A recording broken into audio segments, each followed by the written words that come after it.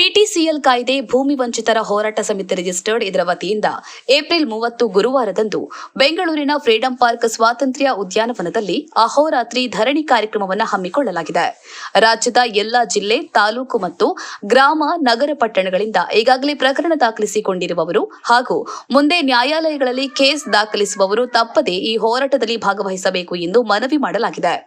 ರಾಜ್ಯ ಸರ್ಕಾರ ಸಾರ್ವತ್ರಿಕ ವಿಧಾನಸಭೆಯ ಚುನಾವಣೆ ಪೂರ್ವದಲ್ಲಿ ಪಿಟಿಸಿಎಲ್ ಕಾಯ್ದೆ ತಿದ್ದುಪಡಿ ಮಾಡಿ ಪರಿಶಿಷ್ಟ ಸಮುದಾಯದ ಭೂಮಿ ವಂಚಿತ ಜನರಿಗೆ ನ್ಯಾಯ ದೊರಕಿಸಿಕೊಡುತ್ತೇವೆ ಎಂದು ಭರವಸೆಯನ್ನ ನೀಡಿದರು.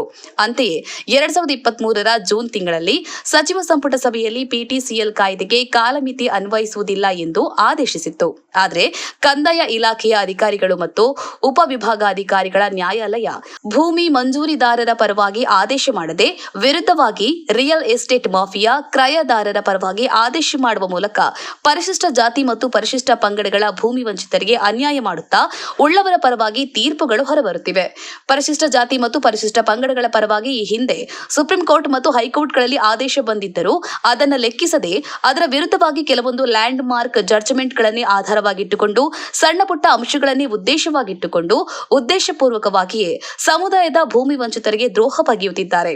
ಮಂಜೂರಾದ ಜಮೀನುಗಳು ಪಿಟಿಸಿಎಲ್ ಕಾಯ್ದೆಗೆ ಒಳಪಟ್ಟರೂ ಕಂದಾಯ ಇಲಾಖೆಯಲ್ಲಿನ ನ್ಯಾಯಾಲಯಗಳಲ್ಲಿ ಕಿಮ್ಮತ್ತು ಸಿಕ್ಕಿಲ್ಲ. ಪರಿಶಿಷ್ಟ ಸಮುದಾಯದ ವಿರುದ್ಧವಾಗಿ ಆದೇಶ ನೀಡುತ್ತಾ ಭೂ ಉದ್ಯಮಿಗಳ ಏಜೆಂಟ್ಗಳಂತೆ ಕಂದಾಯ ಇಲಾಖೆ ವರ್ತಿಸ್ತಾ ಇದೆ. ಇದರ ಜೊತೆಗೆ ಸಾಗುವಳಿ ಮತ್ತು ಓಎಂ ಕಾಫಿಯು ಶಿಥಿಲಗೊಂಡಿದೆ ಎಂಬ ನೆಪ ಹೇಳಿ ಭೂಮಿ ಕಳೆದುಕೊಂಡ ಎಸ್ಸಿ ಜನರಿಗೆ ಹಿಂಬರಹ ನೀಡುವ ಪರಿಪಾಠ ರೂಢಿಯಲ್ಲಿದೆ. ಇದರಿಂದ ದಾವೆ ಹೂಡಲು ಸಾಧ್ಯವಾಗದಂತೆ ವ್ಯವಸ್ಥಿತವಾಗಿ ಅಧಿಕಾರಿಗಳು ಸಂಚು ರೂಪಿಸ್ತಾ ಇದ್ದಾರೆ. ಒಂದಿಷ್ಟು ಮಂದಿ ಜನಪ್ರತಿನಿಧಿಗಳು ಕಾನೂನು ಉಲ್ಲಂಘಿಸಿ ನೂರಾರು ಎಕರೆ ಎಸ್ಸಿ ಜಮೀನುಗಳನ್ನ ಸರ್ಕಾರದ ಅನುಮತಿ ಇಲ್ಲದೆ ಪಿಟಿಸಿಎಲ್ ಕಾಯ್ದೆ ಉಲ್ಲಂಘಿಸಿ ಅಕ್ರಮವಾಗಿ ಖಾತೆ ಮಾಡಿಸಿಕೊಂಡಿದ್ದಾರೆ.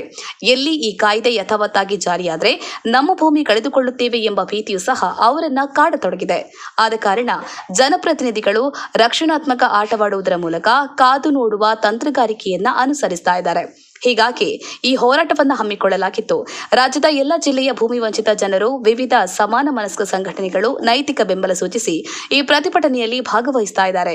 ನಮ್ಮ ಭೂಮಿ, ನಮ್ಮ ಹಕ್ಕು, ನ್ಯಾಯ ಸಿಗುವವರೆಗೂ ಧೃತಿಗೆಡದೆ ಶಾಂತಿಯುತವಾಗಿ ಪ್ರತಿಭಟಿಸೋಣ ಎಂದು ಪಿಟಿಸಿಎಲ್ ಕಾಯ್ದೆ ಭೂಮಿ ವಂಚಿತರ ಹೋರಾಟ ಸಮಿತಿ ರಿಜಿಸ್ಟರ್ಡ್ ಮನವಿ ಮಾಡಿದೆ.